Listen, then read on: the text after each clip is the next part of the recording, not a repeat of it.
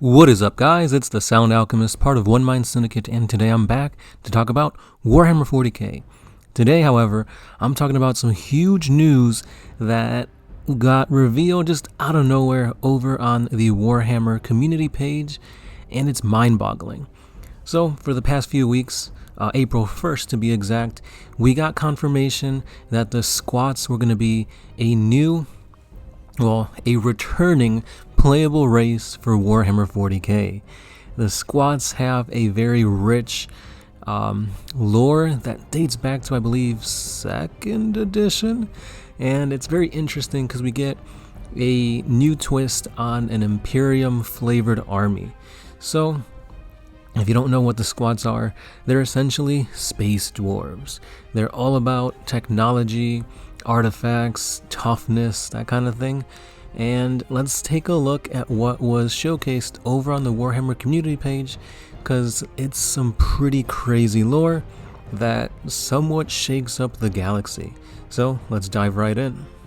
So the squats, aka the Leagues of Votann, emerged from the Age of Strife with far more than their ancient technology intact, including some infamous advances that the Imperium would consider extremely heretical. Their knack for science and a headstrong nature make for skilled warriors backed up by reliable weaponry. As you can see from this basic trooper image here, there's no love lost between the Leagues of Votann and humankind. The resurgence of chaos and the ascendant xeno-hordes mean that there are usually more pressing concerns than the Imperium and the squats to fight amongst one another. So now that we got a basic understanding as to where they came from, why they're here, let's actually talk about what the heck a Votann is. So they're called Leagues of Votann, not squats, but when they're talking amongst each other, they refer to themselves as kin. Now, there is sacred custom and sensible caution when it comes to their secrets. Now, if this information, this secret lore, this secret technology that the Votann have, if that ever got out, then I'm pretty sure the Imperium of Man and their relationship with the squats would crumble instantly. And that is because the Votann itself are known as ancestor cores, super cogitators, gestalt repositories of inherited wisdom and knowledge. Each league has its own Votann, central to its way of life, and no kin would hesitate to lay down their lives to protect it. It is said that the Votann is as sacred to the kin as the gods are to the more spiritual of races out there. That's the sort of thing that the Adeptus Mechanicus would have strong opinions on. These are basically self-organizing data stacks and quantum info cores that hold information that people need to survive amongst the stars, such as weapon specifications, military theory, geoanalytical data, science philosophy, and yes, even standard template constructs, the STC. There is an unimaginable wealth of lore buried in each Votann, which cannot be allowed to fall into more superstitious hands of outsiders. Now, before I continue with the rest of the article, let's go ahead and stop there and talk about it, because this is crazy information. So the squats, the kin, the Leagues of Votann essentially have AI STCs that are just being held for technological advancements. Anything that needs to be done, such as a repair, a weapon to be created, science to help prepare them for like an invasion or an attack, the squats, the Leagues of Votann, they can call upon these orbs of intelligence, and this can easily be seen as a means to wage war. Like it was stated earlier, the kin are going to die to protect these things. That's how much power, influence, and just how valuable of a resources the Votann are. I could easily see rogue traders, the AdMech, the Inquisition wanting to get a hold of these for themselves, because honestly, like, they need it. The Imperium needs this to prosper, and I can't wait to see what secrets they have inside them. So with that being said, guys, let's go ahead and continue on. No, we can't have these limitless things of just information without any setbacks. This is the grimdark universe.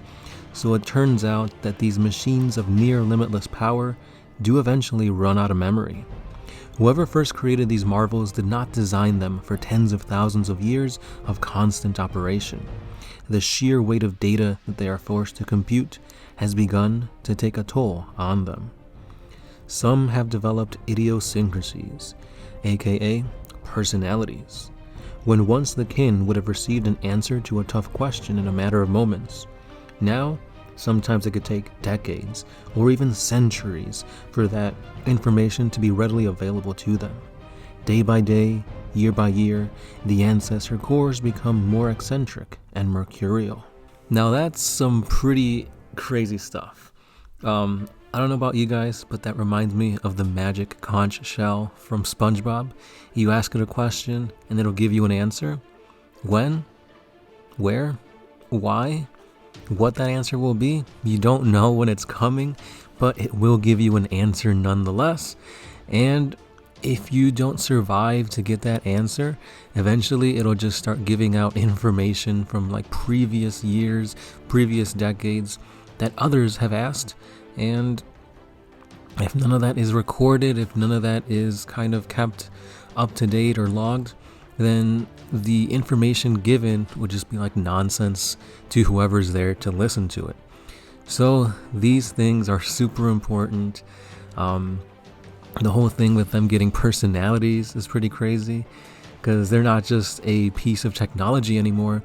They're almost like a sentient life form. And it's very interesting to see what exactly will come out from this. Now, I don't know if these things will be a playable model on the tabletop. I could see them giving out buffs to the army, maybe giving them a certain ability turn per turn, something similar to like what the Space Marines have with like the assault doctrine, that kind of thing. So essentially be doctrines for the leagues of Votann. But regardless of that, I'm excited to see what more lore comes out for this awesome new race. The more I hear about it, the more I want to play and use these guys. But we'll have to wait and see just how different they are from Space Marines. Because if you look at the image here, they look like little mini Terminators. The armor is very akin to that of like Space Marine power armor. So we'll just have to wait and see how the army flourishes into itself, the theme of it, the look of it. Because so far we've only seen one model, like legit for the leagues of Votann. Obviously there's a couple more from years past, some in like Necromunda and the Blackstone Fortress, but we have a lot more in store to kind of, ready ourselves to embrace and see what GW gives us. So with that being said, guys, let me know your thoughts on this below, and I'll see you guys in the comments. Thank you guys for watching, thank you guys for subscribing, and leaving comments down below. If you guys do want to support us a little bit more, we have a Patreon page where you guys can pledge a simple $1. That'll really help out the channel a lot. Links, of course, are going to be down in the description. But that's all I got for today. This has been The Sound Alchemist, part of Woodmine Syndicate, and I'll see you in the next one. Peace.